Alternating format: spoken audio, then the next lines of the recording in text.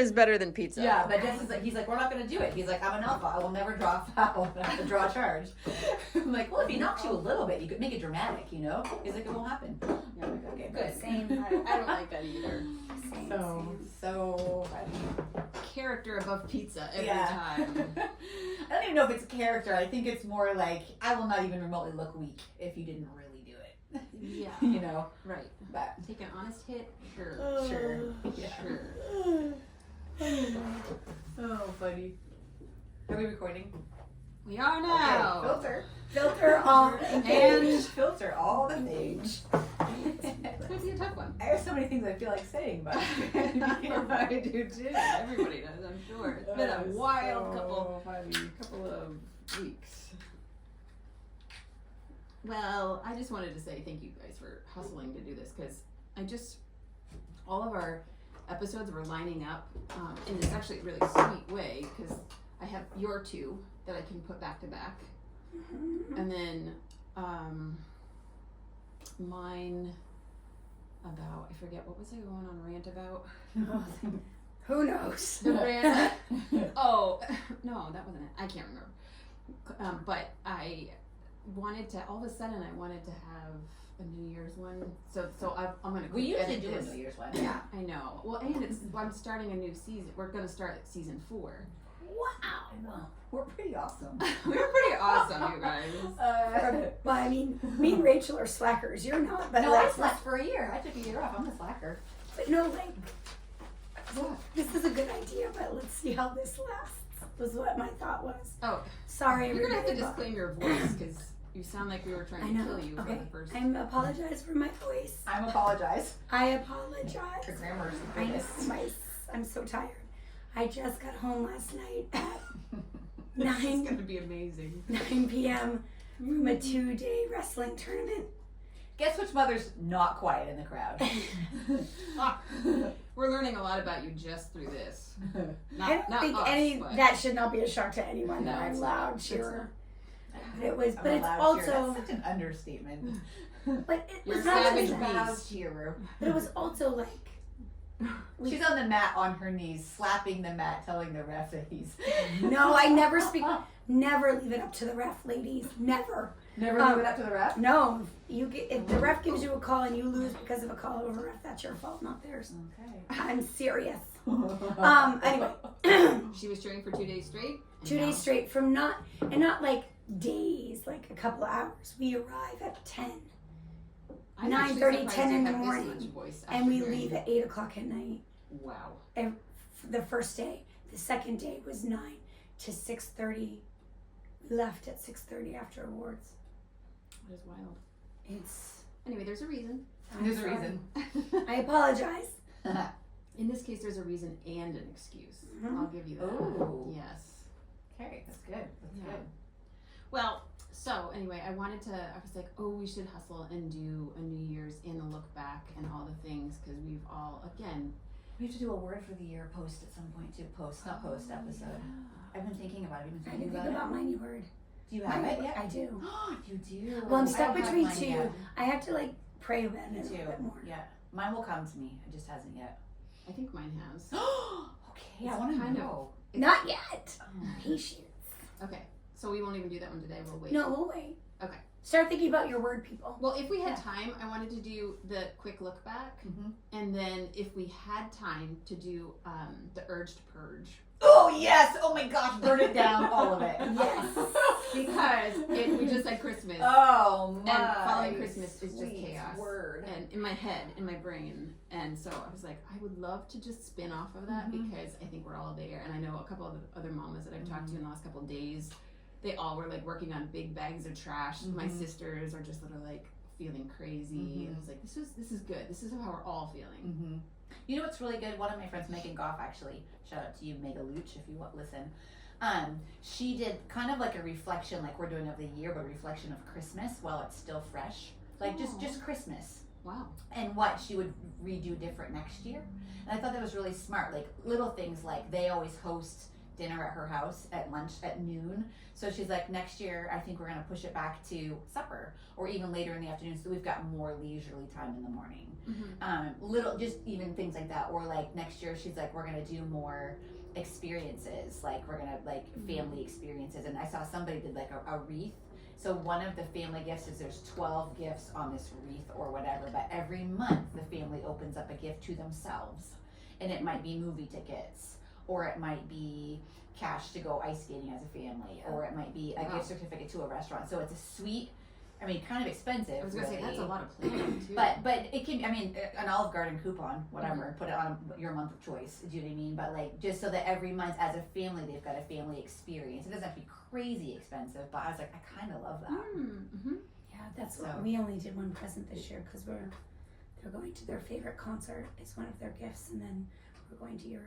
Did you end up going skiing like you planned to? No, we were all so toasty. Yeah. And And the Emma, mountain was wrecked. Yeah. I mean, Emma said it wasn't too bad, but she actually had the day off to be home, Yeah. and so we were all home. So we're kind of Just like, Yeah. does anyone want to leave? And we're all like, no. Yeah, that's good. That's And then we good. had to leave the next day for this tournament. Oh yeah.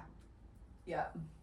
Well, Sorry. well, it could be a look back on anything, but I would just, because we're starting a new season 4, I was just like, I just wanted to, we all had some pretty heavy pivots, changes, deep sadnesses that turned into God's faithfulness, showing new blessings in the sadness that, once time had passed and once things had settled and all the things. I don't mind starting if that helps. Yeah.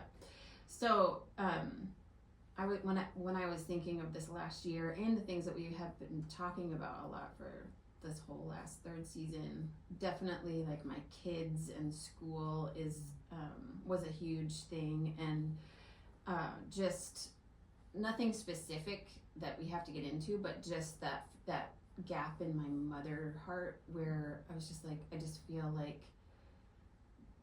coming off a really awesome year and and then going into another year where not just some of your kids but other people, like there was a big leaving of friends for one of my sons, and then actually both and different families, lots of different, just a big switch, like a big switching pivot from a lot of people, and it, so that stuff as a result lands heavy on my children or on me, and just looking back, and so after a whole year since then has gone by basically, or another whole season of at least half the year of school, just seeing God show up, and like for Sam, that the gaps actually allowed him to grow in leadership and actually allowed him to grow and make new friends, and both of my boys this year, if I had to come up with a word for them, it would be resilient. And the only way to get more resilient is to go through a lot of really hard stuff. It's the only way. It's the only way. You're not going to get resilience from having like everything be perfect all the time, every season, every year, whatever. So, and we've had years like this before, not in such rapid succession, I would say, like close together, because like Sam's actually almost finished. Next year he'll be a senior, and so he's had a long, and there's been like undulating years way back in 4th grade, and then I think again in 7th was really hard for whatever reason. It's like, and all these different reasons, but the result for him has been resilience. And I love that, and I'm so thankful, and I think that's a big hard lesson, and for myself and for my family, like that's the result, and that's how God is. Like he shapes us in the fires, and he shapes us in like the puddles and the mud and the mire and the muck and the sadness and the hard stuff and the things where it's like we pray about, like, I want to fix this. I think as moms we want to fix and make it better and make it cozy and make it whatever. And I also think sometimes when we have boys, which is all I have, they don't even perceive things as in any way, shape, or form the way that I'm perceiving it. So some of the things that happened, I was more sad than even they were. Or it just hit me different. So I'm very sentimental about friendships. I'm very sentimental about family and just sort of like a collective vibe, if you will. And I'm always trying to judge the vibe. Here's the vibe. Yeah, that's good. It needs to be stitched on the It pillow. really does. That is so good. Yes. And if the Judge vibe the starts to vibe. break down, I start to panic. Mm-hmm. Like I want everything to stay the same and awesome. Yeah, I hate change too. Right. And the changes that come from the changes that came at you are harder. The changes that we help to decide whether this is going to be a big change, but we're the ones kind of deciding this is time for a change. Well, the change that happens to you is so hard. And that's where I think the resilience comes in. And it's not always, I mean, it's just, I don't know. So that was one of the big things, is that God has sustained my children, and I see it in them. The other day I helped sub in Henry's class, and what was going to be one class turned into two, and it went from 20 to 40 kids. And just a couple of years ago, that would have wrecked my kid. Like, he wouldn't have had the bandwidth to handle the noise, the chaos, just the level of the din. That stuff affects me too, and so there are some situations where all of a sudden I will have anxiety, like just the noise and the chaos of it all, and all of a sudden I don't feel quite safe or something like that, or my body's perceiving, or it's just overloaded. Like, I can just get overloaded and shaky. And he was, at one point, I was starting to feel that way in this classroom. I was also trying to help contain the chaos, which was impossible with that number of children. I was just like, it was just a little, we were just giving the teachers a break, and so I knew it had an end. Yes. So I was okay. Counting down the minutes. But he, at one point, I look at him with his face like, what do I do? And he's just like, Mom, you just gotta roll with it. I was like, aw. I was like, how far you've come where you're the one telling me, you just gotta chill and roll with it, Mom. It's gonna be fine. This is the way it is. You can't really, with this amount of children in a small room, this is the way it is. Everyone's talking. There are not enough fruits. Yeah, I tried to make it cute and cozy. It lasted about all of 5 seconds, and then it was gone, and the craft was made in 3 minutes. So I actually told somebody, I was like, yeah, I had this sweet, quote unquote, idea that we were going to make a paper chain quietly while we watched a movie and ate little snacks. And what really happened, when Charlie Brown, where the mass of kids decorates this homely little tree, and then 2 seconds later it's decorated, that happened. I was like, that's exactly how they made that paper chain. It was a flurry of dust and smoke and children and tape, and literally 3 minutes later they had made 100-foot-long paper chain. I'm not even exaggerating. When that many children go out of task, teamwork makes the dream work, baby. I was like, wow, I thought we were going to have something to do for an hour and a half. And that it would be warm and cozy. And they're like, now what? And I was like, I guess now is when the hand-to-hand combat starts. Yes! That's the part we've been waiting for. Yeah, that's the part they were waiting for. I was just like, so not how it was in my mind's eye, but that, all those things, I was like, for my family, my word looking backwards, if I had to come up with one, would be resilience. My husband, and that was my next thing, was that he was hovering a year ago, almost, at the brink of needing a big change. And a change that I think he was getting ready and willing to face on his own accord, if it needed to be. And instead, a big change happened that was a blessing to him, that pulled him out of his current situation and gave him hope for a different future and all the things. And it was like it's been really hard. It's been really hard and a lot, but it has been a blessing. And again, like resilience, where he now knows, okay, I don't know if I'm ever gonna settle. I don't know if I'll ever feel settled in my career ever again, because at the level that he's at, he's like, I don't have a choice but to be, I'm the guy in the rink now, and we're always boxing. So like if we're in the rink, he's like, I'm always in the rink. So it's like there's no like casual job left. Yeah. There's nothing where you clock in and clock out and leave it at home or leave it. I mean, he works from home and he still can't leave it at home. It's like, it's just a perpetual boxing match of sorts, and he's like, he's okay, and he has a chronic disease that if he's got Crohn's, and so it's like, and when you internalize stress, a lot of times it goes right to our guts. So his deal breaker for everything in his life is if I start to get deathly ill and need like to be hospitalized, we're gonna have to make a hard pivot, even if it means taking a huge pay cut, even if it means, you know, selling our house, but like his life is more important than his job. And so it was such a big change that I was like, I don't know if he's gonna be able to handle this like physically, but he has. And so I was like, we're so thankful that God showed up in his health and his resilience, in like a more getting grittier and more tenacious, and realizing like I am actually really good at this, even though I don't love that I can't settle. Yeah. Like the settling it's something I think we all want, but God often doesn't allow us to do that. He's like, you'll settle. It's kind of like you'll sleep when you're dead. That quote. I'm like, I understand that quote now because I'm a mom of 2 teenagers, and I was like, there is no sleeping happening here. There's no restfulness.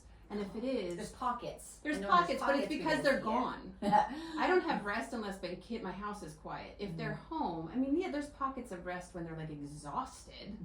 But if they're awake, I mean, pockets of like rest. Like all of life is good today. Everything is good today.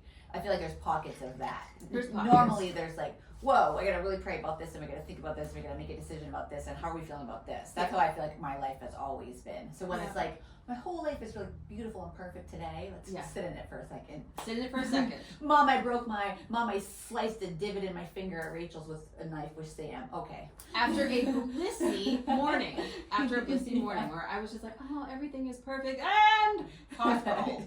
Severed tendon. Yeah. Yeah. But that's exactly kind of what I mean, where it's right. like, yes, there's pockets of sanity and pockets of rest, but if you expect any more than the pockets, you're, I think, placing your hopes on shaky ground. And better, I find now, is like I used to want to be able to feel like I was handling it.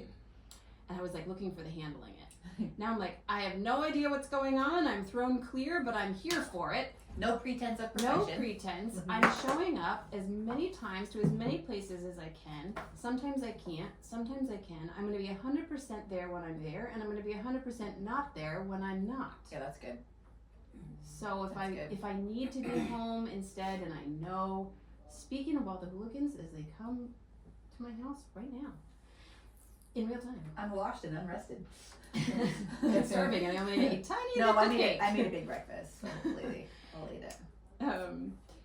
No, so I just, again, my word that has definitely summed up this whole year was surrender, and definitely I had to give everything up, and God showed up in such sweet ways, and really it wasn't bad. It wasn't hard. It was hard, but it ended up being a blessing. It was hard but not bad. It was hard, but right.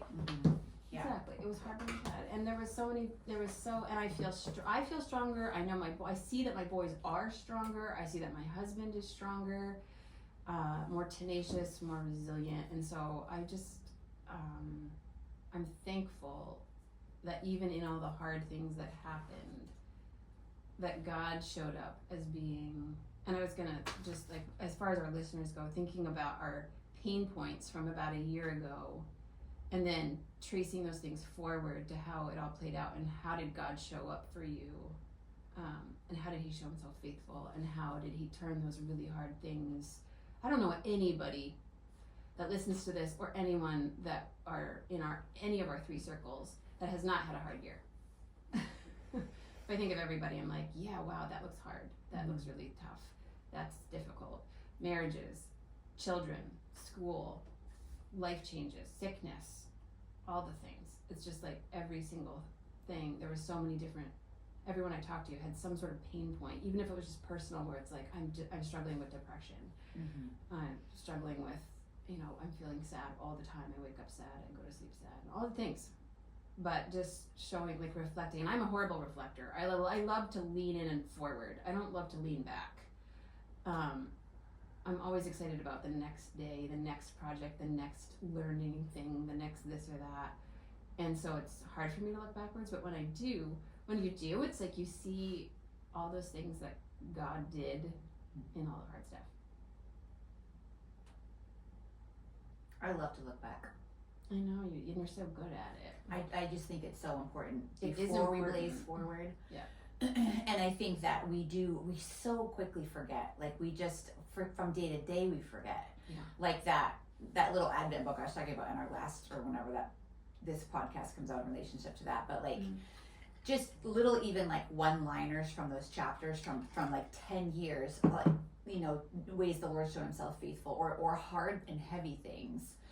Looking back, reading now from when, 10 years ago, 9 years ago, those things that were so hard in the moment, now I'm like, that was like the hardest thing I was going through, was London not sleeping. Oh my word, had I only known, you know what I mean? But in the moment, that was reality, and it was big and it was heavy. But even smaller things, I just think it's so cool to see God's faithfulness, and where he's always shown himself faithful to me personally is, one of my most favorite verses is, God delights in the details of our lives, and the little tiny details of where he's shown himself faithful to me. Little tiny prayers that in the grand scheme of life are so unimportant, but are important to me or to one of my kids.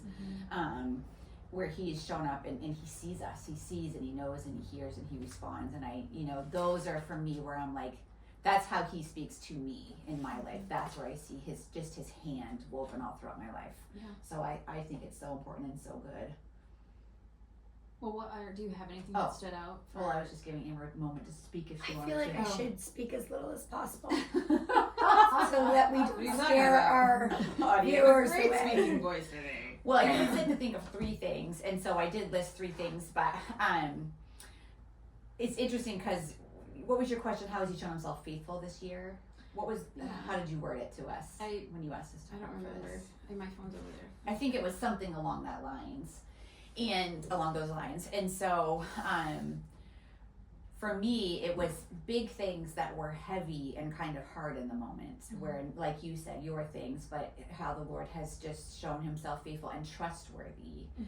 And so the first one, I don't think I ever shared on one of the podcasts. I think we bleeped it out, but was the reason why my boys switched schools was because Jesse has asked for years to play football. And for years, I just said no, because the school that we're at doesn't have a football program, and I'm loyal, and these are our people, and this is our bed, and this is what we're gonna lay in. This is the choice we made. And so he and Kev talked extensively this summer on our summer vacation, and he was just like, Dad, just what I've always wanted to do, and I feel like I was made for this, and everybody who sees him says, you're big, you're strong, you should play. And so Kev was the one who gave him the go-ahead and said, I think if you want to play football, we'll let you play football. And with that came switching schools. And so I grieved it, and I didn't even dare tell Rachel. We made the decision while we were at camp, and just because what came with that was a major change and a major shift. But we had said it was okay. He's, in high school now, whatever. And so, long story short, we both said he could, and he probably had 2 weeks of practices. And in that time frame, both Kevin and I had zero peace, like no peace at all. Like, to the point where You were trying. We gave him our yes, and so we let our yes be yes. But both of us, both Kevin and I, and we didn't talk about it too much, but when we did talk about, well, one time Kevin's like, you seem like you're totally okay with this, and he's like I just feel like we've thrown him to the wolves, and I'm like, literally, and I didn't even know a ton about it. I just was like, I just did not have peace in my spirit. But I was like, it's the first thing on my mind when I wake up. As soon as my feet hit the floor, and it's the last thing I pray about before I go to bed. And so he has a hernia. When he had to have his little school physical, they found a hernia. Now he needs to have surgery. And so Kevin had said to me one night, he's like, if Jesse's not supposed to play football, I'm just gonna pray that when he goes to the doctor, that the doctor just makes it super clear, like, absolutely not, you cannot play. And I said, the way that kid is wired, I am gonna pray that if he's not supposed to play, maybe he is, but if he's not supposed to play, that he comes to that conclusion on his own and he makes the call, and it's not like what could have been if you guys had just let me, what could have been if the doctor had just let me. Yeah. He has to make that call himself, so whether he stays, whether he goes. And so that's how I prayed fervently. Lord, if he's supposed to play, then give us peace and may it just be an incredible season. And if he's not supposed to play, will you make it so clear to him, and we'll just figure it out from there. And one day, Rachel and I know I was on a Zoom call with Lisa we were doing plexus work in the morning, and he walked through the door like mid-morning. It was a doubles practice day. He walked through the door like 10:30, and I could tell on his face he looked a little like shell-shocked a little bit.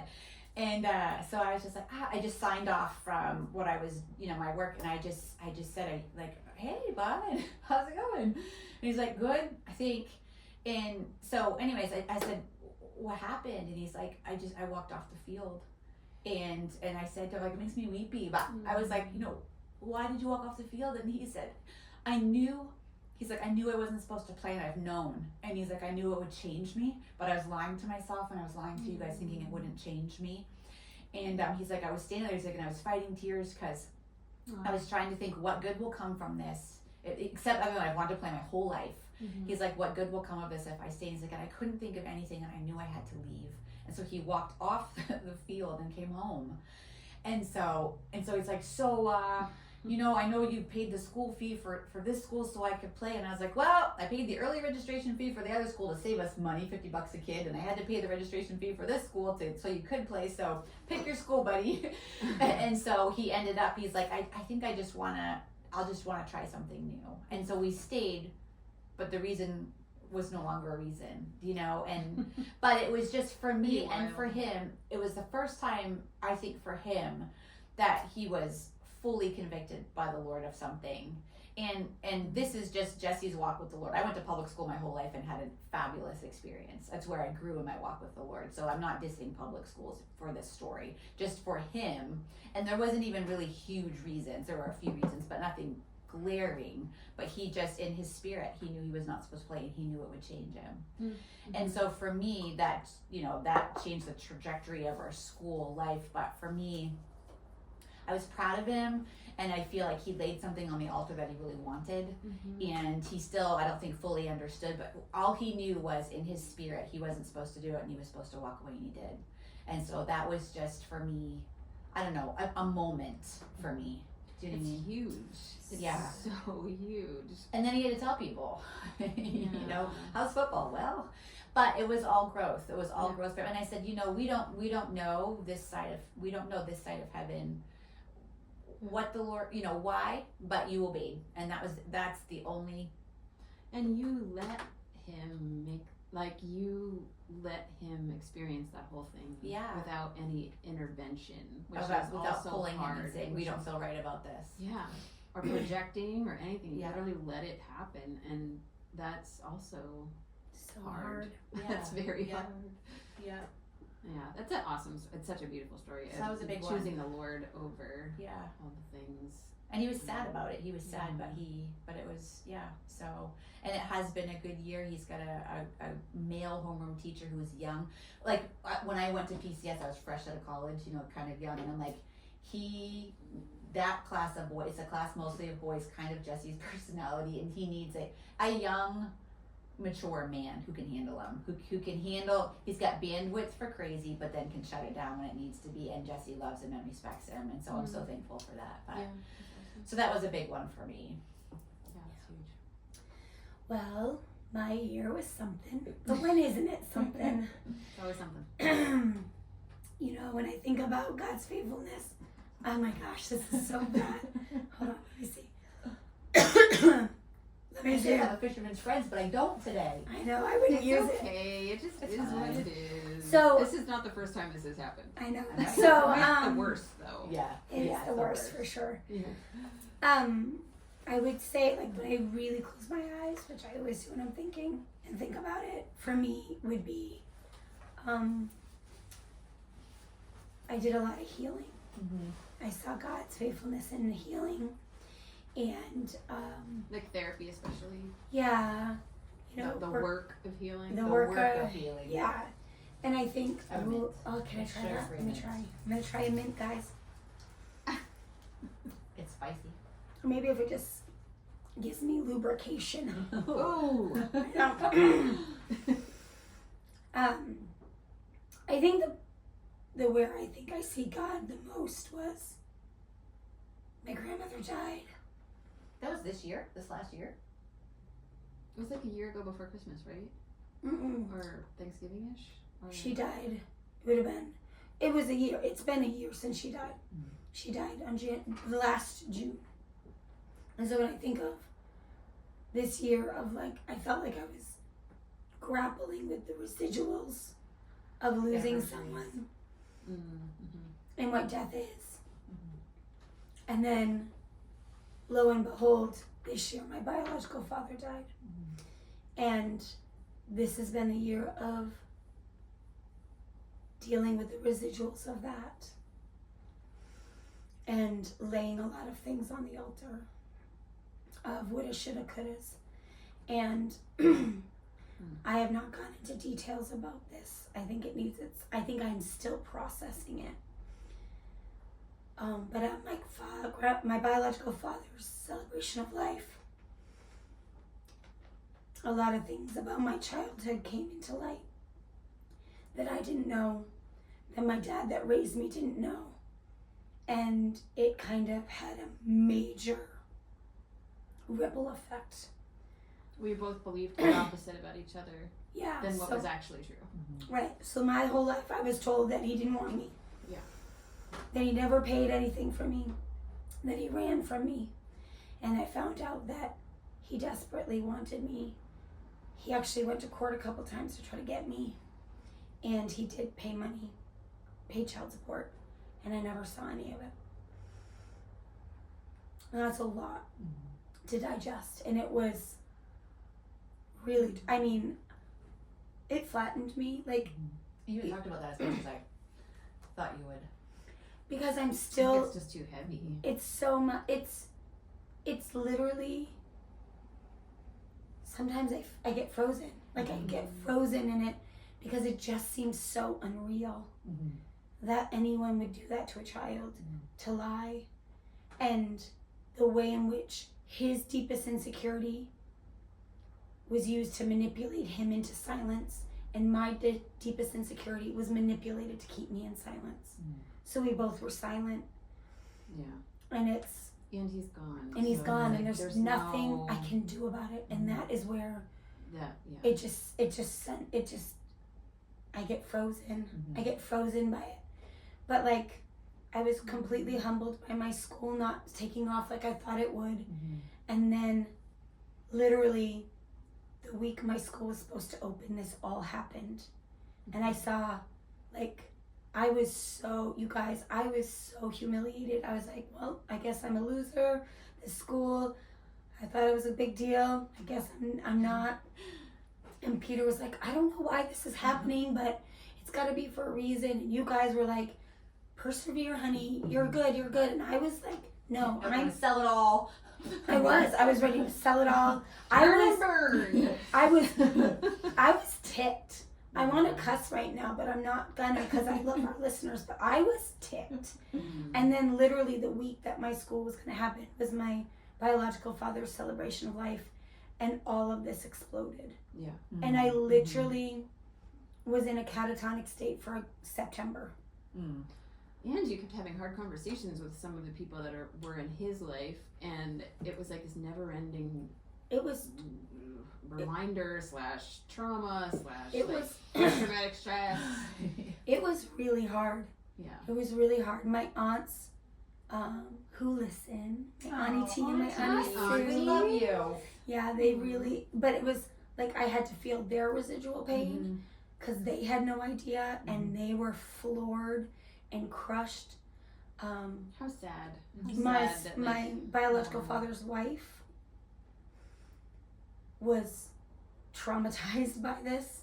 My brothers, I have 2 half brothers that were traumatized by this, and we all were sitting in this like cesspool of trauma. Yeah. It was not great. It was not great. And even my therapist keeps, as I was like working through things, she'd be like, so when are we gonna talk about September? And I just keep saying, I don't think I'm ready to talk about September yet. That's what we literally call it. We don't call it. But you're done, right? I'm done with therapy for right now. And I'll probably I'm not done. Like I'm not, trust me. Never will I be done. But I need a respite. Yeah. Yep. So I've taken a Need a respite. break. And own all that. Wow, this is so hot because it was against that heater. Own all the healing that has taken place. Yeah. I mean, Yeah. that's something so much to be proud of. So a kind of full moment that I'll share, and I'll try not to get weepy. That's fine. Weeping combined with hoarseness. I know, I'll just be completely inaudible. Inaudible is what I'm trying to say. I said inedible, which I should be always. So Parker loves wrestling. He started wrestling when he was, I think, in 4th grade. He was like 8 or 9. And he was barefoot because we wouldn't pay for the wrestling shoes because we were like, he is not going to love this. And he was like a beast. And it was like he found his thing. And he was on fire. But when they're little, pre-middle school, all the tournaments were on Sundays. And we don't bow to the idol of sports. So he would go to all the practices, and there'd be like 3 tournaments on Saturday, and we'd go to those, but we wouldn't do all the other things. And he didn't care. He was cool with it. His coaches were bummed, but he didn't. It was just, we don't do sports on Sunday. If you do, that's cool. I'm not judging. It's just our thing. But he had a passion like I'd never seen, and he loved it. And every tournament he did he win. Like, take it all. And then he started, right before middle school, one of his refs said, you don't lose a lot, so we're going to make you lose. So 2 tournaments in a row, they wrestled him up so he'd lose everything, and he'd cry. Mm-hmm. And I was like, this is the worst sport ever. And this one coach, You mean the coaches said that? yeah, they purposely, because Yeah. in wrestling you need to, Mm-hmm. I could do a whole podcast on why wrestling's the best sport ever, but in wrestling you have to lose, and you don't get better unless you lose, which is life. Like, let's talk about life. Such is life. Yeah. And That's where he works now. That's their philosophy. They're Yes. like, if you are not curious and growing, we're going to move you to where you are. Yes. It's like Don Maxwell. Yeah. Yeah. You lose, you assess, you pivot, You lose, you you assess, assess. you pivot. But every time you lose, you lose. That's out. where the You meat get better. grows. That's It's where the meat grows. And so then, and the thing is that there's this transition that happens in kids where they stop, because our ego, our sinful nature, wants it all to be about us. Mm-hmm. And so, That's why team sports are so good. It can't be all about you. right, and in wrestling, you feel like if you lose, you're a failure. And in team sports, sometimes if you're having a crappy game, you do have teammates that can bring it up. Yeah. Wrestling, it's you and you That's alone true, on yeah. the mat. Yeah. And so anyway, he had this horrible time, but this switch happened to him. And then he started in middle school, and he got better, better, and better. And his coach, shout out to Coach Fogg, was like, and Coach Hoshide. they were like, yeah, they were like, this kid's gonna win states. This kid is gonna win states. And he kept peaking and peaking and peaking, and it was his 8th grade year. And he was peaking, and he was ranked top 3. I mean, and in wrestling, it's one of those things, like, you have a bad time, you have a good time. Okay, so he was doing it. 8th grade year, he's now ranked 3 in the state of Maine. And he's like in the last 3 before states. He has one more big tournament, regionals and states, and COVID happened. And it all stopped. And then Bangor, where I live, the town I live in, doesn't have a wrestling program. But because we live there, he can't do anything but Class A sports. Even if he's homeschooled, those things, there's no wrestling program in the area. He doesn't get to wrestle freshman year. Sophomore year, we're at a different school. He could wrestle for his town that I am in the school, and he comes to me and we're like, buddy, you need to do it, you need to do it. And he goes, Mom, kind of like a Jesse moment, he's like, I can't be the new kid anymore. I'm so tired of being the new kid. I'm so tired of not, he's like, I want my coaches. I want my team. He doesn't do it. Junior year, there's no wrestling team. He doesn't do it. We hear about rumblings. He's like, I'm not doing it, Mom. I can't wrestling is a sport in which you have to grow into it, just like he did when in middle school. You start at 6, losing all the time. You build, you peak, and you peak, you build, and you build until you hit your prime, your senior year. He's like, I can't do this. Wrestling team co-op gets together. They This is a find co-op.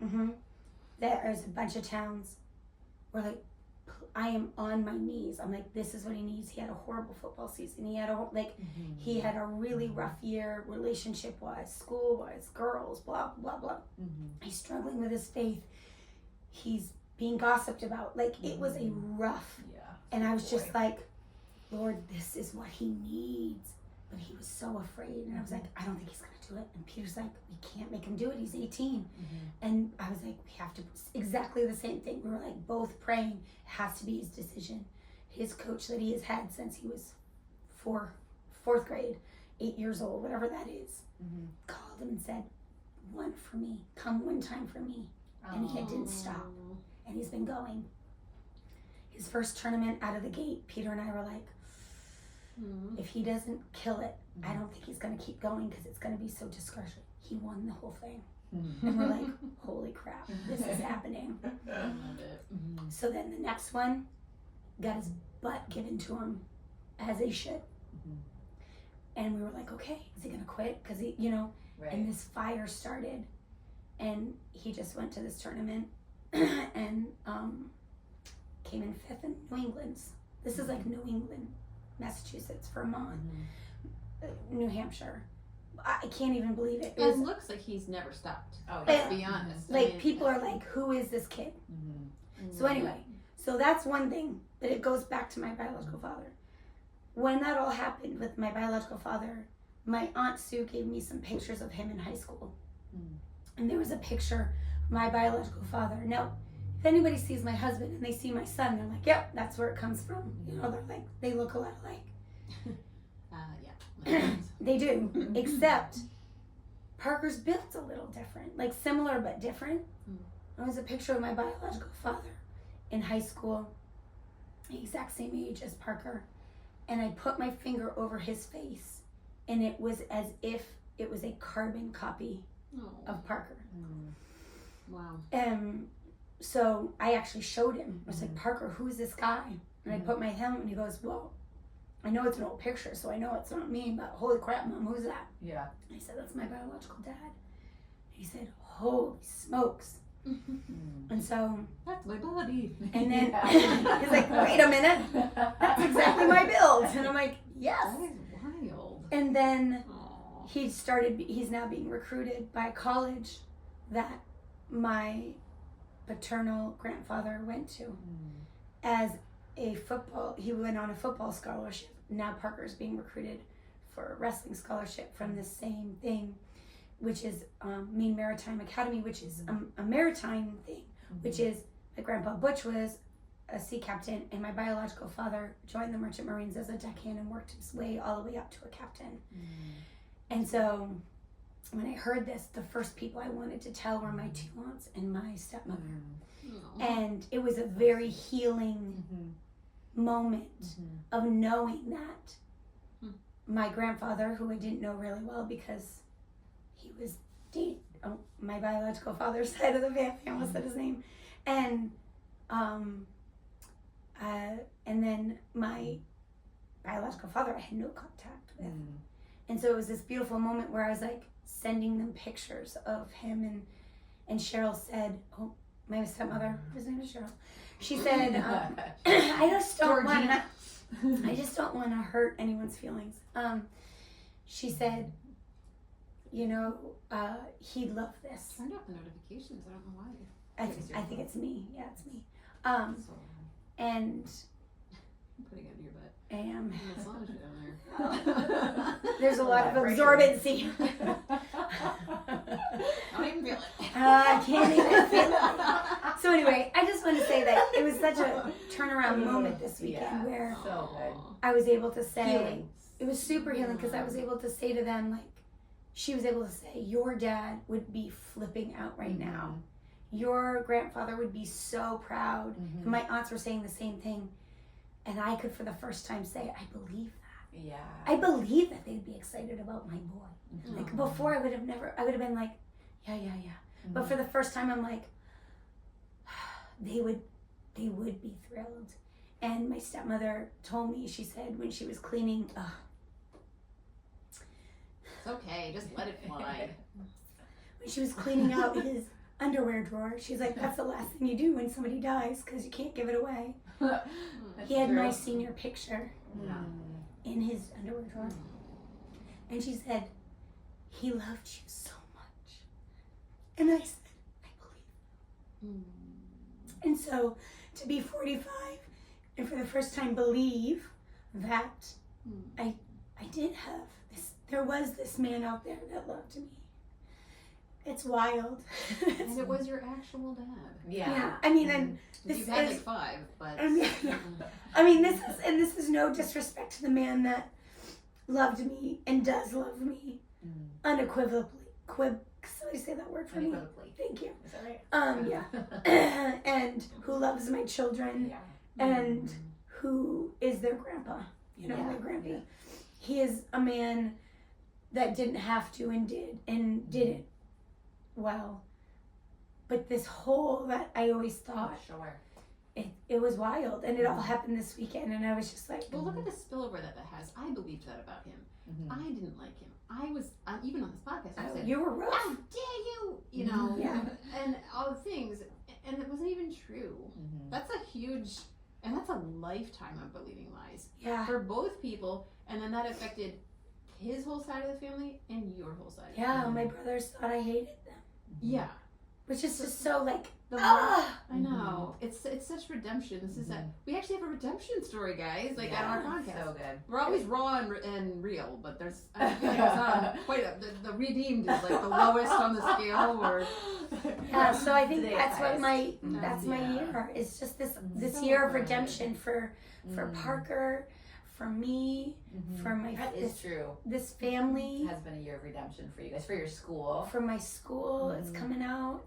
It's starting to kick butt and take names, and just for me, just knowing that the narrative that you've been given as a child is fixable. And I think a lot of times, and sometimes it's not even true. often it's not true. Yeah. That's why it's a narrative. Like, it's a narrative just is another word for story.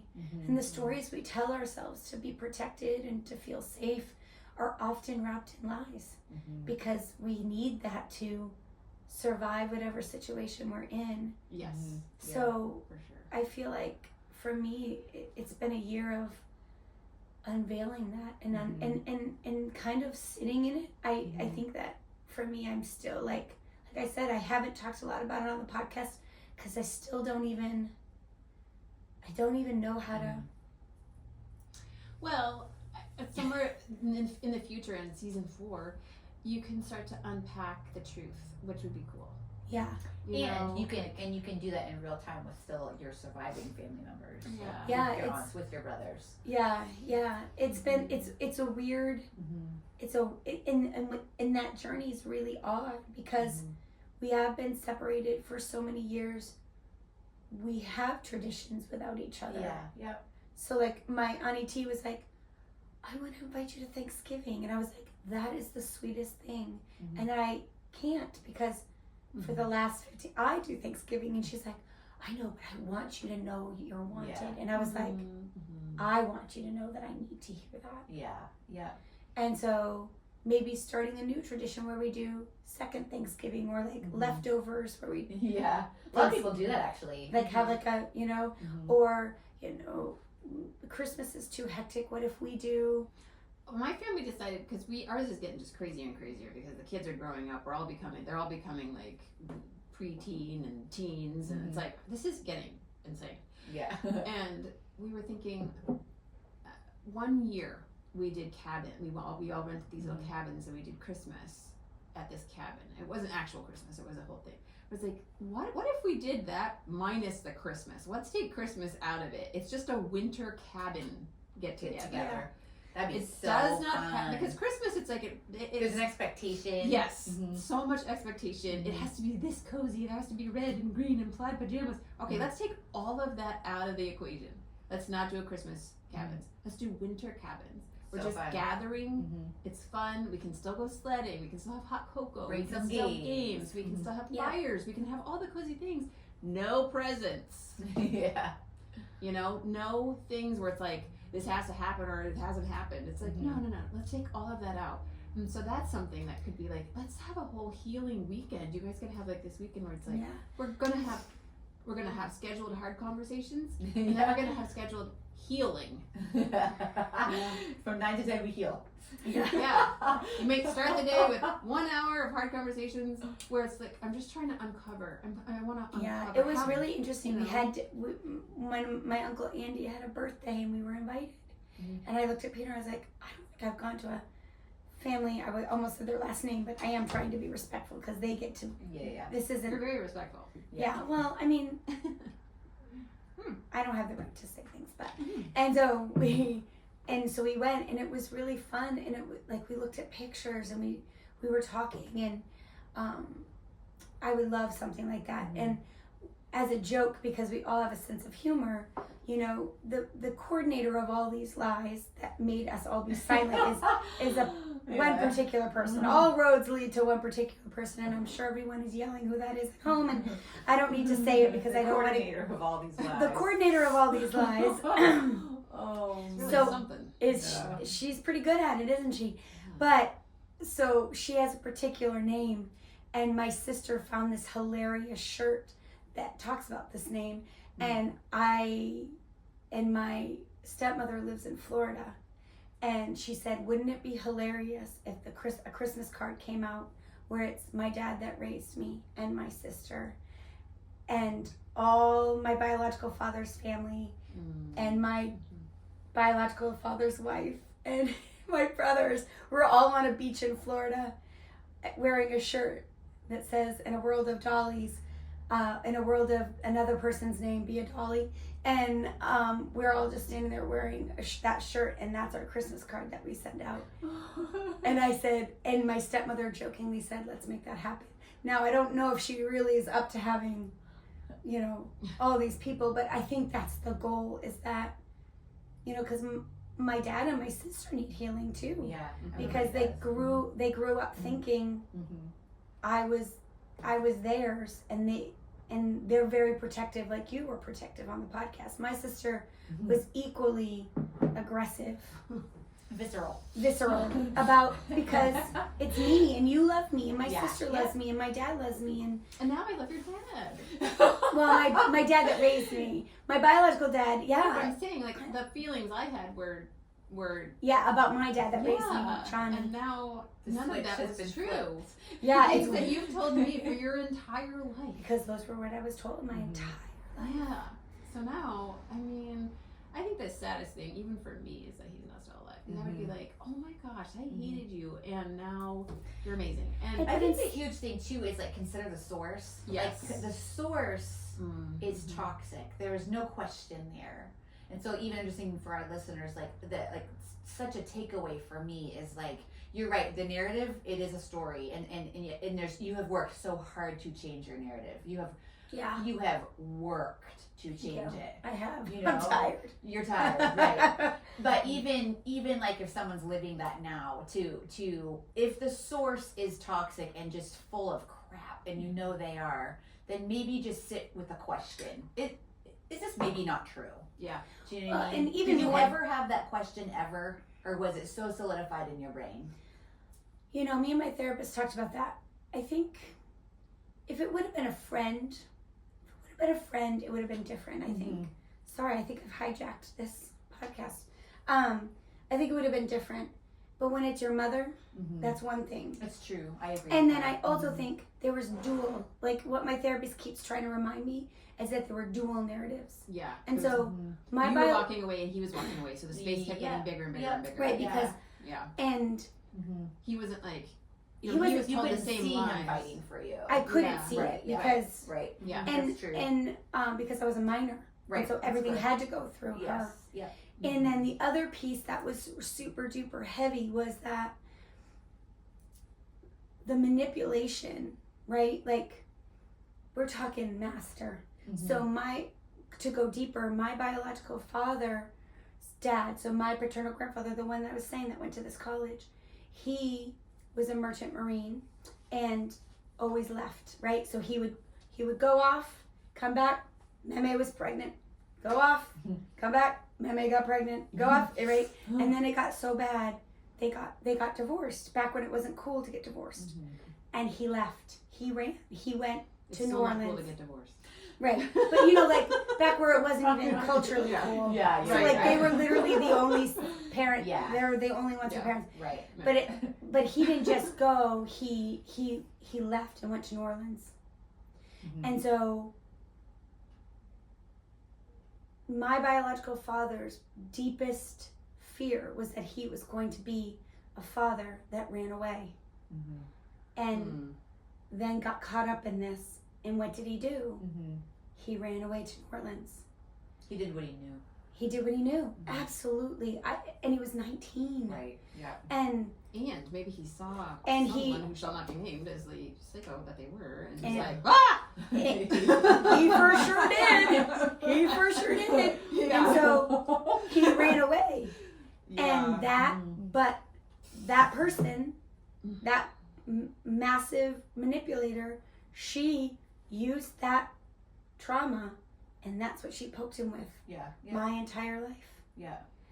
To work two stories at the same time is amazing. I mean, props It's- for something there. And, Yeah. Something. in all the bad ways, but Talk about just personality wow. disorders, right? Like, so she's using, like, and then even how she, I mean, me and my sister dissected it all the way to Yeah. how she, the type of man that she married, and my dad, who is the youngest, kind of neglected, youngest of an alcoholic family, to be the replacement dad, who is just so excited to be loved, that will never ruffle feathers. Yes. for So when sure. all of this exploded, it brought my dad that raised me, Johnny, to tears. He was weeping because he was so angry at himself that he never reached out and said, "What's going on?" But she knew, meaning my mother, she knew that he never would. So like she literally used everybody's deepest insecurities to play off of each other. Yeah, and gaslighting is a powerful weapon because it's really hard to tell. Even a healthy person will sometimes be like, huh, I must be crazy. Yeah. Yes. That's our human response. I must be crazy. And when a healthy person says, "Am I crazy?" That and they're not, then it's like, no. Right. You need someone from the outside to speak into that. Yeah, it was. You're not crazy, walk So- away. Yeah. So this year was a year of, like, I have a lot more to unpack, Yeah. a lot more crying to do. Redemption. So good. Yeah. But there was so much. This was What my was year. your of- word? Steadfast. Steadfast was my word to just keep working. I feel like I have You to. did. You did. You've been steadfast and God was steadfast. So Yes. steadfast, so Yep. steadfast, and Yeah. so I feel like I've seen a lot of redemption. That is how God has been faithful to me So with my good. children. With, I mean, even Izzy, redemption and bravery. Like Izzy changing her mind last minute to go into. She always was going to be a nurse. That's what she was going to do. Great money. It's super easy. I could go to college for free. All of a sudden, she had this. The Holy Spirit whispering in her heart, "This isn't right. I need," and just came to us in April and was like, "I want to go away to school. I want to go to Cedarville University." And we're like, "What?" Got in, took the biggest, scariest step to go and do that, And she's so happy. and grown and thriving. Like, so good to see her at the game. Oh, So sweet. So happy to see her. she's She's so happy. she is thriving, and not only that, she's thriving in her new she's going to be a social worker. She's already been chosen to be the ambassador for the school to represent social work as a freshman. She's so good. So cute. Anyway, God is so good. So good. Well, Happy New Year, everybody! And my hope is that you guys all have one morning or evening where you can like look back on your year and see God's goodness in the land of the living. Ooh. Isn't that a Bible verse? I think so. Yeah. Yes. It's Love Helen it. too. Yeah. Yeah. I love that. Happy New Year, everyone. I hope I have a voice at some point. Bye. Oh, followed by this is going to be an epic blooper reel. Okay, so so- it doesn't really match the tone of the podcast, but That's does it okay. ever? That's so good. Yeah. Where are the meat groups? Where are the meat I really believe that needs to be the next. Do you need to step. stop it to start the Yeah. purge to purge, urge Yeah. to purge? When do purge you to have your purge? doctor's appointment? I'm sorry. 1:30. Okay. So I Are you should guys leave good? it. I'm good. Okay. Let me set this little thingy up.